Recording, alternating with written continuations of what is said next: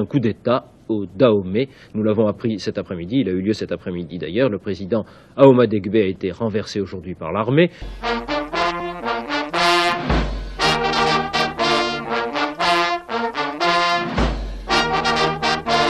Au lendemain de l'indépendance du Dahomey, le 1er août 1960, le pays a connu une instabilité politique assez rare en Afrique occidentale française. Le Dahomey a vacillé entre élections et coups d'État. Celui du 26 octobre 1972, le tout dernier que le pays a connu avant le renouveau démocratique de 1990, dont les causes ne sont totalement pas différentes de celles des autres putschs qui l'ont précédé depuis 1963, a marqué l'esprit des Dahomeyens de l'époque.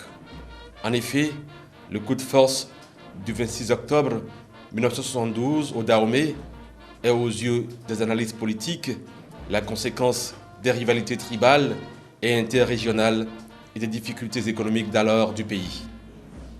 Au soir du 141e jour de la plus grave crise politique qu'il ait connue en 10 ans d'indépendance, le Dahomey a appris le 30 avril 1970 par la voix du lieutenant-colonel Paul-Émile de Souza, président du directoire militaire qui le dirigeait depuis le 12 décembre 1969, qu'un nouveau régime remplaçait enfin celui du docteur Émile Derlin Zinsou, renversé le 10 décembre par le colonel Maurice Kouandété, et que le pays était doté d'un régime politique.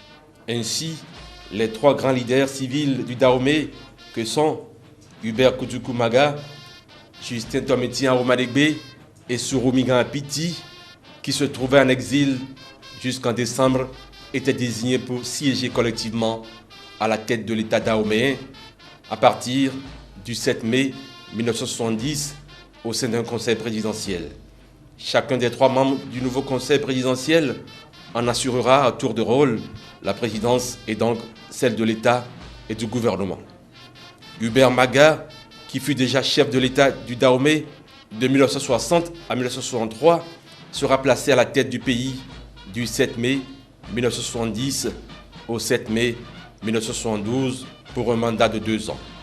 Il passera le témoin à Justin Tometi Ahoma Degbe, qui devrait lui aussi faire 2 mandats avant de céder le fauteuil présidentiel plus tard à Souroumigan Apiti pour 2 ans aussi. Le conseil présidentiel était une sorte de succédané ayant l'avantage, selon le lieutenant-colonel Paul-Émile de Souza, de refléter les réalités du Dahomey telles qu'elles étaient apparues au cours de l'instructive crise politique que venait de vivre le pays. C'est-à-dire, à tour de rôle, la présidence sera assurée par le nord, le centre et le sud du Dahomey. La plupart des officiers étaient loin d'apprécier le fonctionnement du système tricéphale qui tenait les rênes du pays. Nombreux étaient aussi les officiers supérieurs, conscients que cette situation ne saurait s'éterniser davantage. Ainsi, de contact en contact, entre les officiers supérieurs de l'armée, que sont le colonel Alphonse Allé, le commandant Michel Aladaye, le capitaine Mathieu Kérékou, Janvier Assogba et Michel Aïpé, le complot a fini par prendre corps entre les 3 capitaines. Prévu pour le mercredi 25 octobre 1972, le putsch fut retardé d'une journée puisque le conseil des ministres du mercredi fut reporté au jeudi 26 octobre. Commandé par le capitaine Janvier Assogba, accompagné de son adjoint Michel Aïpé, les putschistes s'ébranlèrent de leur base de Ouida en début d'après-midi pour Cotonou. Après une brève escale au Kangezo, ils investissent le palais de la présidence où le conseil des ministres se tenait. Le palais encerclé, les blindés choisirent leur cible et le conseil présidentiel tomba.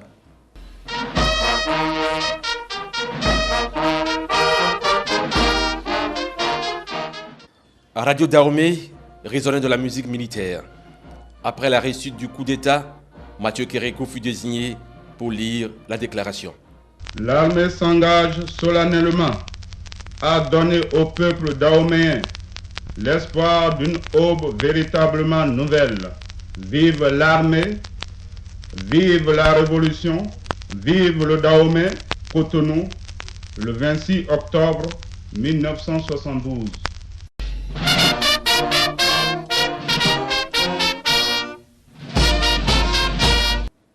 Ce fut un discours dans lequel Mathieu Kérékou devenu l'homme du 26 octobre, qualifia Maga, Ahoma Degbe et Apiti de monstres à 3 têtes.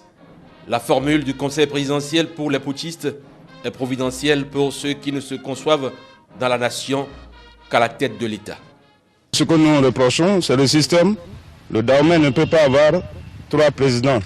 La France a plus de 55 millions d'habitants, j'espère, je crois bien, mais elle n'a qu'un président. Alors qu'au Dahomey, on a à peine 3 millions, 3 présidents, c'est trop. Nous sommes assez pauvres pour avoir 3 chefs. Il n'y avait pas d'autorité de l'État, donc ces 3 présidents ne se reposaient sur rien d'abord. Et le peuple a apprécié l'action que nous avions menée. C'est terminé. Il n'y a aucune enquête d'entamer encore. Nous n'avions pas le temps de faire des enquêtes pour le moment. Pour nous, ce qui nous intéresse, c'est le redressement économique de notre pays. L'homme du 26 octobre prendra véritablement ses marques le 30 novembre 1972.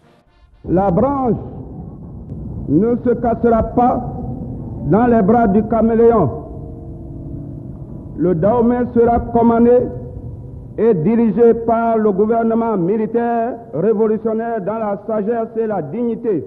Le choix porté sur Mathieu Kérékou serait lié au fait qu'il était un officier de valeur qui défendait des points de vue politiques qui rejoignaient ceux de ses camarades.